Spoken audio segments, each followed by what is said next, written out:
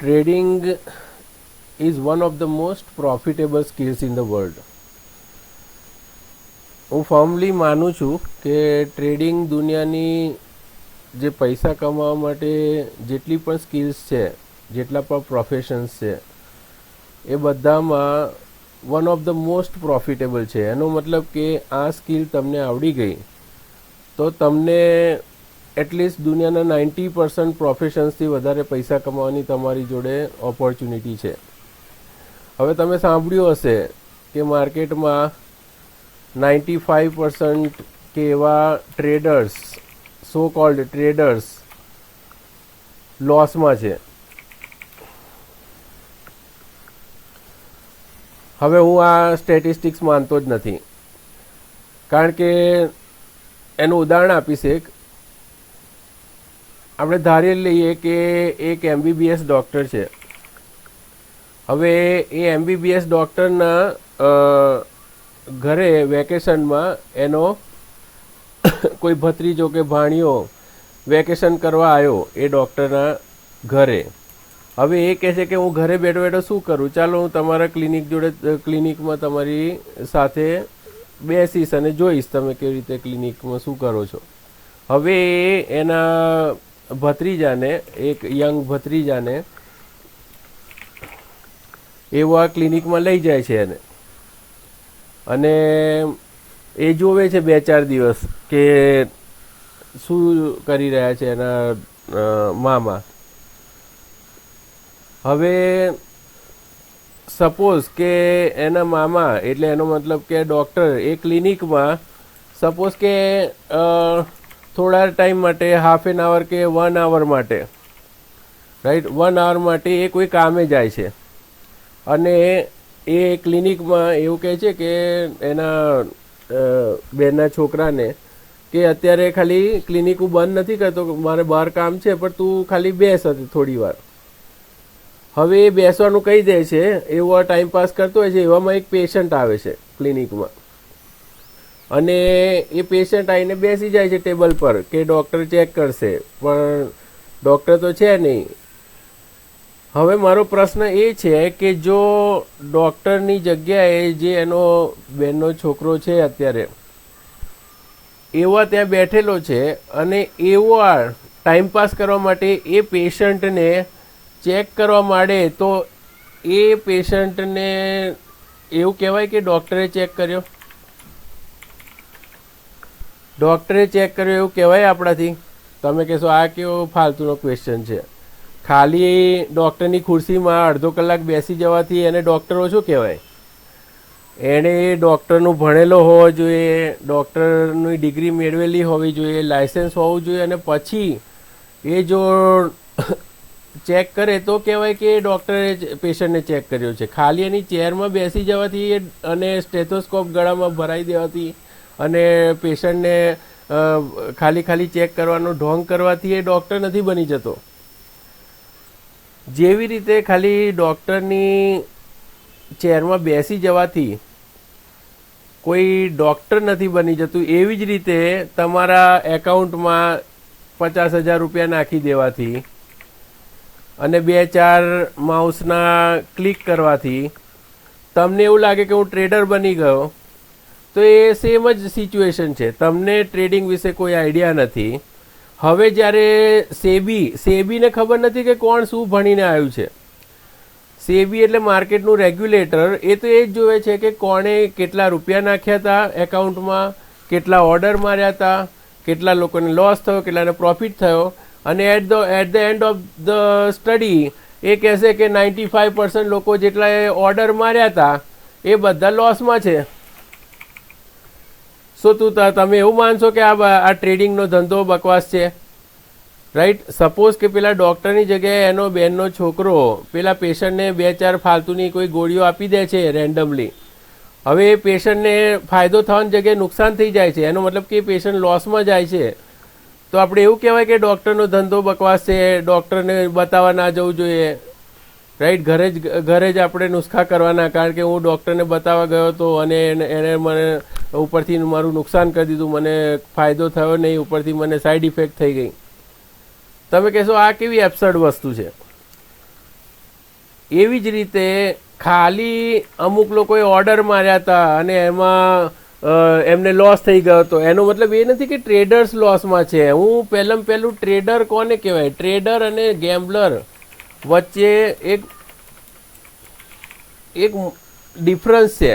અને જ્યારે તમે ઓર્ડર જોવો છો ત્યારે એમાં ખબર નથી પડતી કે કોણ ગેમ્બલર હતું ને કોણ ટ્રેડર હતું. ફર્સ્ટ ઓફ ઓલ તો જે ટ્રેડર હોય છે ને એ ડિસિપ્લિનમાં હોય છે, એને ખબર છે શું કરી રહ્યો છે. ગેમ્બલર હોય છે ને એ તો એનો લક અજમાવા આવ્યો છે. પછી જે ટ્રેડર હોય છે ને એની જોડે એક સિસ્ટમ હોય છે કે ક્યારે શું થશે તો મારો એક ઓર્ડર જશે. અને આ ગેમ્બલર શું કરે છે? કોઈ સિસ્ટમ નથી. આજે રેન્ડમલી કશું બી બાય સેલ કરી દેશે. એને લાગે છે કે એક કેન્ડલ ગ્રીન બની એટલે આપણે લઈ લો, રેડ બની તો વેચી દો. એની જોડે કોઈ સિસ્ટમ નથી, કશું નહીં, રેન્ડમલી કરે છે. પછી આ ટ્રેડર છે ને એ મની મેનેજ કરે છે. મની મેનેજ કરવાનો મતલબ શું છે કે એની જોડે ધારો કે 50,000 રૂપિયા છે તો એ 50,000 રૂપિયાનો ઓર્ડર નથી મારવાનો. એને એ 50,000 રૂપિયામાંથી રિસ્ક ખાલી 500 રૂપિયાનું લેશે કે 1,000 રૂપિયાનું લેશે. એને ખબર છે કે nobody knows in the market કે કોનું શું થવાનું છે, રાઈટ? કયા ઓર્ડરમાં શું થવાનું છે કોઈને નથી ખબર. આપણે ખાલી સંભાવના ઉપર, પ્રોબેબિલિટી ઉપર કામ કરીએ છીએ. તો એનો મતલબ કે કોઈ બી સપોઝ કે તમારી સિસ્ટમ છે એ 90% એક્યુરસી વાળી છે તો બી 10% તો ચાન્સ એવો છે ને કે એ કામ નહીં કરે. હવે તમે 50,000 રૂપિયાનો ઓર્ડર મારી દીધો, રાઈટ, એક્સપાયરીના દિવસે, અને સડનલી સપોઝ કે 9 દિવસથી તમે પ્રોફિટમાં છો, આજનો દિવસ તમારો લોસનો છે ને 50,000 રૂપિયા જતા રહ્યા, તો તમે તો પછી ટ્રેડર ના રહ્યા, તમે ગેમ્બલર બની ગયા, રાઈટ? ગેમ્બલર જોડે કોઈ મની મેનેજમેન્ટનો સિસ્ટમ હોતી નથી, રાઈટ? એનો મતલબ કે એ જેટલા બી પૈસા છે એ હોલ જે કેપિટલ છે એની જ જોડે દાવ કરે છે, રાઈટ? જેવી રીતે યુધિષ્ઠિરે પોતાની વાઈફને જ મૂકી દીધી દાવ પર, એવી રીતે એ આ પોતાનું ઘર બહાર જે બી પહેરેલું હોય ઘરેણા બધું જ દાવ પર મૂકી દે છે ગેમ્બલર. અને એને હું ટ્રેડર કહેતો જ નથી. આ તો એ ગેમ્બલર ને ટ્રેડર કહીને આપણે એ ટ્રેડિંગનું આખા પ્રોફેશનને જ આપણે બદનામ કરી રહ્યા છે, રાઈટ? એની જોડે સિસ્ટમ હોય, ડિસિપ્લિન હોય, મની મેનેજમેન્ટ હોય, અને એની જોડે પ્રોબેબિલિટીની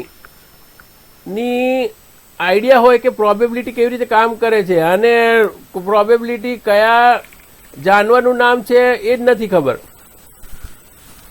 એનો મતલબ કે જ્યારે સેબીએ સ્ટડી કરી ત્યારે સ્ટડી બરાબર છે કે જેટલા લોકોએ ઓર્ડર માર્યા, ફોર એક્ઝામ્પલ એક વર્ષમાં 100 લોકોએ અલગ અલગ ઓર્ડરો માર્યા ટ્રેડિંગમાં, સો કોલ ટ્રેડિંગમાં, અને એમાંથી 95 લોકોને લોસ થયો, તો એ લોસ થયો પણ એ 95 લોકો ટ્રેડર નહોતા, એ 95 લોકો ગેમ્બલર હતા.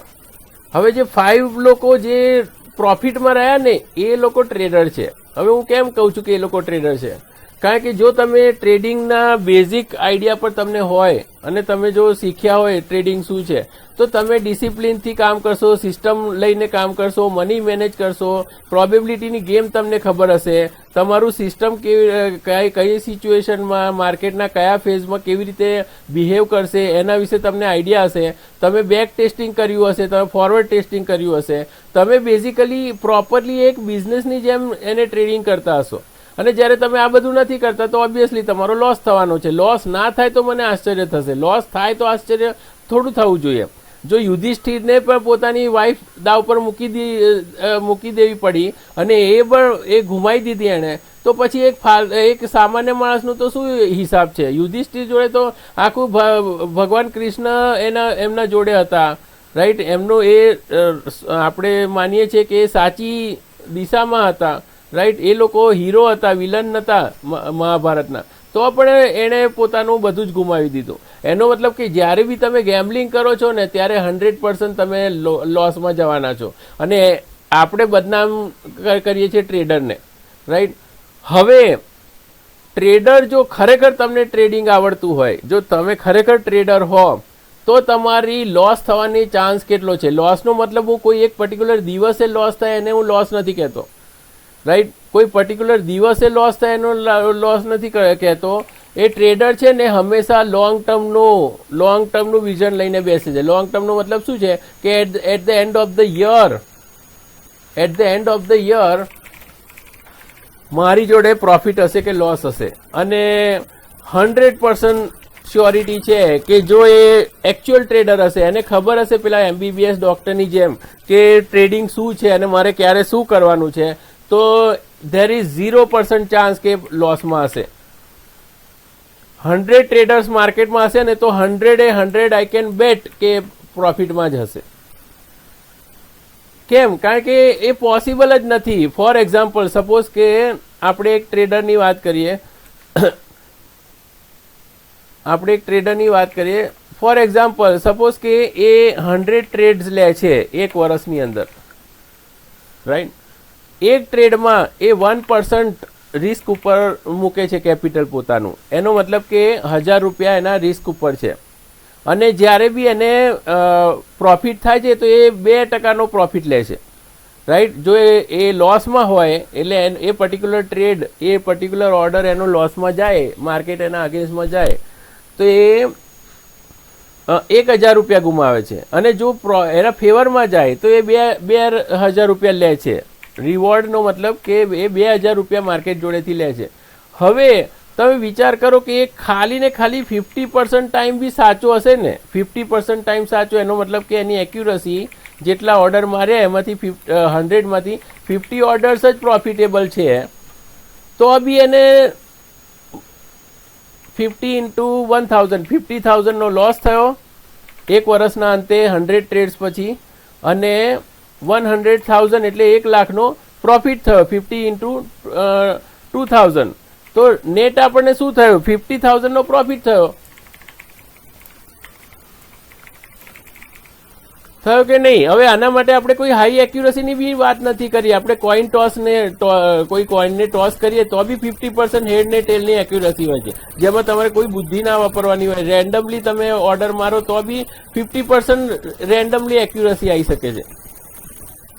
આપણે એવા સિસ્ટમ જોડે બી ખાલી એક રિસ્ક અને રિવોર્ડનો તમારી જોડે સિસ્ટમ હોય કે જ્યારે માર્કેટ તમારી જોડે લે છે ત્યારે 1000 રૂપિયા લે છે, અને જ્યારે તમને આપે છે તો ત્યારે તમે 2000 રૂપિયા લો છો. તો ખાલી આટલી બેઝિક સિસ્ટમ બી તમને લોસ તો છોડો, તમારો જે કેપિટલ છે એને એ કેપિટલને વધારીને 50,000 પ્રોફિટ આપે છે તમને. કહેવાનો મતલબ કે it is impossible for a trader to be in loss in long term. Possible જ નથી જ્યાં સુધી એ પોતાની સિસ્ટમને ફોલો કરે છે, એ એકચ્યુઅલ ટ્રેડર છે. અને ક્યારે પણ એ ટ્રેડ હવે એક વસ્તુ છે કે તમે ટ્રેડર ભલે હો પણ તમને ગેમ્બલર બનતા વાર નથી લાગતી જો તમે સિસ્ટમને પકડીને નથી રહ્યા. તમે 90% 100માંથી ધારો કે 90 ટ્રેડ્સ છે એમાં તમે ટ્રેડર હતા, હવે સડનલી 10 ટ્રેડમાં તમે ગેમ્બલર બની ગયા અને પોતાનું આખું કેપિટલ તમે દાવ પર મૂકી દીધું, તો બી તમને લોસ થશે, 100% લોસ થશે. અને કોઈ ડાઉટ નથી મને. હું ટ્રેડરની વાત કરું છું કે if you are a trader અને તમે 100% ઓફ ધ ટાઈમ ટ્રેડર છો, જેમ કે અમિતાભ બચ્ચન છે એ એક્ટિંગ કરે છે, તો એવું નથી કે ખાલી કોઈ રેન્ડમ કોઈ મૂવીમાં જ સારી એક્ટિંગ કરશે, એ દરેક મૂવીમાં એક્ટિંગ સારી કરશે. એનો મતલબ કે જ્યારે તમે ટ્રેડર હો છો, તમે દરેક ટ્રેડમાં તમે એકચ્યુઅલ ટ્રેડરની જેમ જ બિહેવ કરો, તમે ડિસિપ્લિનને, મની મેનેજમેન્ટને, તમારા સિસ્ટમને વળગી રહો, તો ઇટ ઇઝ ઇમ્પોસિબલ કે તમે લોસ કરશો, રાઈટ. એનો મતલબ ટ્રેડર પ્રોફિટ કરે છે, there is no doubt in that. હવે આ ટ્રેડર પ્રોફિટ કરે છે, સપોઝ કે તમે ટ્રેડર થઈ ગયા, હવે તમે સપોઝ કે 10,000 રૂપિયાને તમે at the end of the year 20,000 રૂપિયા કરી શકો છો as a trader, which is easily possible, right. તમે મારી ચેનલ પર જશો તો છેલ્લા 5 દિવસમાં મેં દરેક રોજે રોજ 10% ઓફ ધ કેપિટલ પ્રોફિટ કરીને બતાવ્યો છે એવરી ડે. સોમવારથી શુક્રવારના રોજના એક વિડીયો છે, રાઈટ. અને ખાલી એક જ અઠવાડિયામાં આપણે 50% પ્રોફિટ કર્યો છે, 10% એવરી ડે, રાઈટ. આપણે ભૂલી જાઓ, આવી રીતે ચાલે તો મહિનામાં ડબલ થશે, પણ ભૂલી જાઓ આપણે મહિનામાં નહીં, આપણે એક વર્ષમાં બી આ ડબલ કરીએ છીએ, રાઈટ. અને આવું આપણે સપોઝ કે 3 વર્ષ સુધી કન્ટિન્યુઅસલી એવું કર્યું કે મેં 10,000 15,000 20,000 રૂપિયાથી કામ કર્યું અને એને 3 વર્ષ મેં કન્ટિન્યુઅસલી એવું ડબલ કરી દીધું, તો પછી મને 1 લાખ રૂપિયા 2 લાખ રૂપિયા કે 5 લાખ રૂપિયા માર્કેટમાં કેપિટલ યુઝ કરતા વાર કેટલી? જો કોઈ સિસ્ટમ 3 વર્ષથી હું ફોલો કરી રહ્યો છું, એ 3 વર્ષથી મારા પૈસા એવરી યર ડબલ કરી રહ્યો છે, તો જ્યારે હું ચોથા વર્ષે 5 લાખ રૂપિયા લઈને આવીશ માર્કેટમાં, રાઈટ, અને એ જ સિસ્ટમ ફોલો કરીશ, તો there is a 100% ચાન્સ કે એને બી હું ડબલ કરી દઈશ, રાઈટ. હવે કોઈ MBBS છે, કોઈ MBBS ડોક્ટર છે, સપોઝ કે એક MBBS છે, કાં તો પછી સમજો કે કોઈ એન્જિનિયર છે, એકદમ બહુ IIT-માંથી નીકળેલો એકદમ હાઈ ક્વોલિટીનો એન્જિનિયર છે, જેની માર્કેટમાં બહુ માંગ છે. સપોઝ કે એનું ફર્સ્ટ જોબ છે, એમાં ફર્સ્ટ જોબમાં એના સેલરી છે 50,000 રૂપીઝ ફર્સ્ટ જોબમાં, રાઈટ. અને સપોઝ કે એવા 10 વર્ષ જોબ કરે છે અને એની સેલરી સપોઝ કે 3 લાખ રૂપિયા મહિના સુધી પહોંચે છે. આ ધ્યાન રાખો, આ દરેક એન્જિનિયર આવો પ્રોગ્રેસ નથી કરી શકતો. હું કોઈ IIT-ના હાઈ ક્વોલિટીના બહુ જ હોશિયાર એન્જિનિયરની વાત કરું છું. સપોઝ કે આ 3 લાખ રૂપિયા મહિના પર એ જતો રહ્યો, રાઈટ. હવે તમને શું લાગે છે કે 10 વર્ષ પછી 30 લાખ રૂપિયા મહિના કમાતો હશે, રાઈટ? 10 વર્ષ પછી એ 30 લાખ રૂપિયા મહિનો કમાતો હશે? નહીં પોસિબલ. એ 3 લાખ વધારે વધારે 5 લાખ 6 લાખ આવા કોઈ 5 લાખ 6 લાખ કે 10 લાખ એવું કોઈ એમાઉન્ટ છે જેમાં એ અટકી જશે. એ કંઈ મહિને કરોડ રૂપિયા કમાવાનું નથી, એ પોસિબલ જ નથી. એવરેજ એન્જિનિયર તો 3 લાખ છોડો, એ જનરલી છે ને એને મહિને 1 લાખ રૂપિયા બી મળી જશે ને. એવરેજ એન્જિનિયરને મહિને 1 લાખ રૂપિયા બી મળશે ને, તો બી આપણે એને સક્સેસફુલ એન્જિનિયર કહીએ છીએ, રાઈટ. હવે સપોઝ કે આ એન્જિનિયરને 1 કરોડ રૂપિયા મહિને વર્ષે કમાવા છે. 1 કરોડ અત્યારે મહિને 1 લાખ રૂપિયા લેખે 12 લાખ રૂપિયા કમાઈ રહ્યો છે વર્ષે. એને સપોઝ કે 1 કરોડ રૂપિયા કમાવા છે, તો એને પોસિબલ છે? નથી. આ સિચ્યુએશનમાં નથી. એ સડનલી 1 લાખ રૂપિયા મહિનાથી સીધો 10 લાખ રૂપિયા મહિના પર નહીં જઈ શકવાનો, ગમે તેટલી સ્કિલ હોય એની, રાઈટ. એનો મતલબ કે તમે આટલી હાઈલી રેપ્યુટેડ સંસ્થામાંથી એન્જિનિયરિંગ કરીને, હવે એન્જિનિયરિંગ કરવામાં બી તમે કેટલા, સપોઝ કે તમે એન્જિનિયરિંગ કરવામાં સપોઝ કે તમે 25 લાખ રૂપિયા ઇન્વેસ્ટ કર્યા છે, રાઈટ. તો 25 લાખ રૂપિયા તમે ઇન્વેસ્ટ કરો છો, પોતાના જિંદગીના 5-7 વર્ષ ઇન્વેસ્ટ કરો છો, રાઈટ. આટલું બધું 5-7 તો નહીં, વધારે હશે, પણ મિનિમમ તમે 5-7 વર્ષ ભણો છો, આટલી કોમ્પિટિશન વાળી જગ્યા પર ભણો છો, આટલા બધા પૈસા ઇન્વેસ્ટ કરો છો, ત્યારે તમે મહિને 1 લાખ રૂપિયા કે 2 લાખ રૂપિયા એવા પ્રોફિટ તમે સેલરી પર જઈ શકો છો, રાઈટ. હવે સપોઝ કે એક ટ્રેડર છે, એ આ ભણવાની જગ્યાએ એક ટ્રેડર છે, 25 લાખ રૂપિયાથી એ શરૂ કરે છે. 25 લાખ રૂપિયા શરૂ કરવાનો મતલબ કે એ ઓલરેડી 3-4 વર્ષ 5 વર્ષ એક્સપિરિયન્સ કરી ચૂક્યો છે. 10,000ના 20,000, 2 લાખના 4 લાખ એવું કરી ચૂક્યો છે. હવે આ 25 લાખ રૂપિયા લઈને જે વર્ષે માર્કેટમાં આવશે અને એને એ સિસ્ટમ ફોલો કરશે કે જે સિસ્ટમથી એને 10ના 20 કર્યા, 20ના 40 કર્યા, 2ના 4 લાખ કર્યા, એ સિસ્ટમથી એને 1 કરોડ રૂપિયા એટલું જ ઇન્વેસ્ટમેન્ટ છે જેટલું પેલા એન્જિનિયરે કર્યું છે, રાઈટ. અને એટલા જ વર્ષ એને આપ્યા છે આ ટ્રેડરે, જેટલા પેલા એન્જિનિયરે આપ્યા છે, કદાચ ઓછા વર્ષ આપ્યા છે. હવે 25 લાખ રૂપિયા લઈને આવ્યો છે, એને 1 કરોડ રૂપિયા વર્ષે કમાતા વાર કેટલી, રાઈટ. બીજા વર્ષે એવું 50 લાખ એક વર્ષના એન્ડમાં એવું પેલાની જેમ જ 25 લાખ ને 50 લાખ કરી શકે છે. એની જેમ જ બીજા વર્ષે in 2 years A 1 crore profit કરી શકે છે, રાઈટ. તમને લાગશે આ બધું હવામાં છે, બધું હવામાં નથી. જ્યારે તમે કન્ટિન્યુઅસલી એક સિસ્ટમ ફોલો કરીને યર આફ્ટર યર પ્રોફિટ કરો છો, રાઈટ, એ સિસ્ટમને વળગી રહો છો, રાઈટ, એ સિસ્ટમના માસ્ટર બની જાઓ છો, પછી આ 1 કરોડ તો શું 10 કરોડ બી એ આપણા સ્કોપની બહાર નથી, રાઈટ. કોઈ પણ, અને હું એવું માનું છું કે દુનિયામાં શેર બજારમાં કોઈ બી માણસ કામ કરતો હોય, સિરિયસલી કામ કરતો હોય, એક ટ્રેડર જ છે.